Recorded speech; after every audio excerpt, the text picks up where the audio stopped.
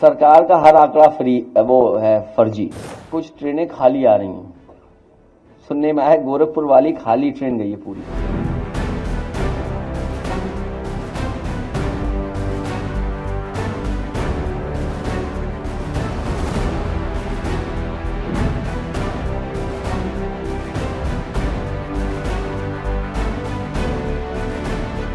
40 करोड़ से ज्यादा लोग वहां पहुंचेंगे, मतलब अमेरिका की कुल आबादी से ज्यादा। इतनी जनता आई हुई है तो मैं समझता हूं कि 7 करोड़ से अधिक होंगे, कम नहीं होंगे।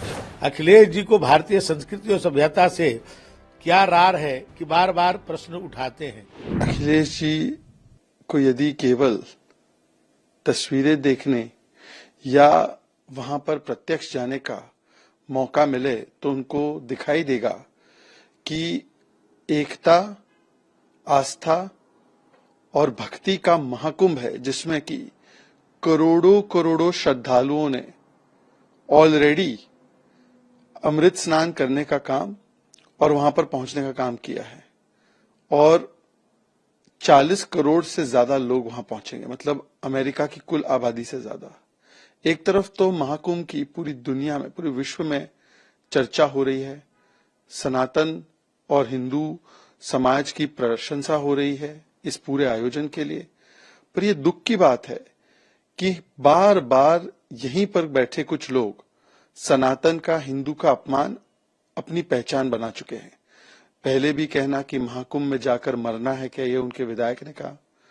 महाकुंभ के विषय में अफजाल अंसारी ने कहा कि एक ट्रेन भरकर वहां पर गांजा फूका जाएगा, मतलब वहां के साधुओं का कितना बड़ा अपमान किया गया। मठाधीश माफिया होते हैं, ये अखिलेश जी ने कहा। शिवलिंग के विषय में जो उन्होंने कहा कि जाकर मुख्यमंत्री के घर में खोज लो, किस प्रकार से इनके चरित्र में या डीएनए में राम भक्तों को गोलियां चलाकर उसका गर्व मनाना है, किस प्रकार से राम मंदिर को बेकार बोला गया राम गोपाल यादव जी के द्वारा।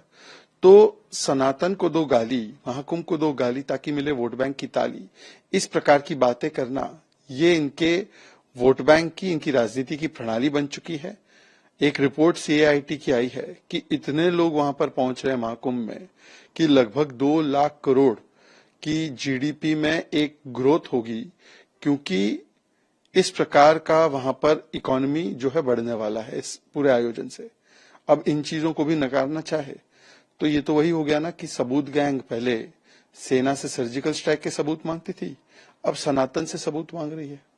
लेकिन जहां भारत के स्वाभिमान, भारत के संस्कृति और सभ्यता की बात आती है, वहां हम सबको एक होकर के उस चीज को मजबूत करने की कोशिश करनी चाहिए। और ये दुनिया में एक भ्रम फैलाने का ये काम करते हैं और स्वयं इसको स्वीकार करते हैं। अभी जाके गंगा में उन्होंने स्नान किया, अरे भाई हरिद्वार में स्नान किए तो आप प्रयाग में जाकर स्नान करिए।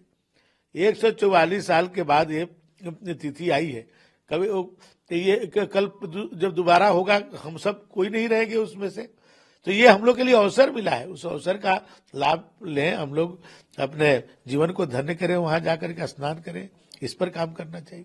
लखनऊ में बैठ के बयान देना अलग बात है, और यहाँ प्रत्यक्ष रूप से जो हम लोग बैठे हुए हैं, हम देख रहे हैं हमारे जितने अखाड़े हैं, जितनी जगह हैं, जितने प्लाट्स हैं, जहां भी आप जाएंगे लोग ही लोग दिखाई दे रहे हैं। और हमने देखा कश्मीर से कन्याकुमारी, और आपने देखा होगा असम के लोग यहाँ हैं, गुजरात के लोग यहाँ हैं। इतनी जनता आई हुई है तो मैं समझता हूँ कि 7 करोड़ से अधिक होंगे, कम नहीं होंगे, क्योंकि पूरा मेला क्षेत्र ऐसा लग रहा था कि पूरा हिंदुस्तान का वास प्रयागराज में ही है। तो फिर साफ दिखाई देता है कि बहुत भीड़ थी, और इतनी भीड़ थी कि हमने ऐसी भीड़ पहली बार देखी है। और अभी अगला जो मौनी अमावस का स्नान आने वाला है, उसमें आप इससे चुगनी भीड़ दिखाई देगी। तब तो करीबन मैं समझता हूँ 20 करोड़ जनता हो जाएगी। तब क्या होगा? तो कहने का तात्पर्य है कि जो अनुमान सरकार ने लगाया है, संतों ने लगाया है कि 40 से 50 करोड़ जनता यहाँ स्नान करेगी, वो अवश्य करेगी, क्योंकि महाकुंभ है, 144 साल के बाद आया है और हमें आगे चल के अवसर नहीं मिलेगा। मैं यही कहूंगा कि आप भी आइए, स्नान करें, बहुत अच्छा रहेगा। कभी कभी ऐसा होता है जो हमारा दुर्भाग्य है वो भाग्य में बदल जाता है, और ऐसा सुंदर अवसर है, आओ स्नान करें और 2025 महाकुंभ के साक्षी बने।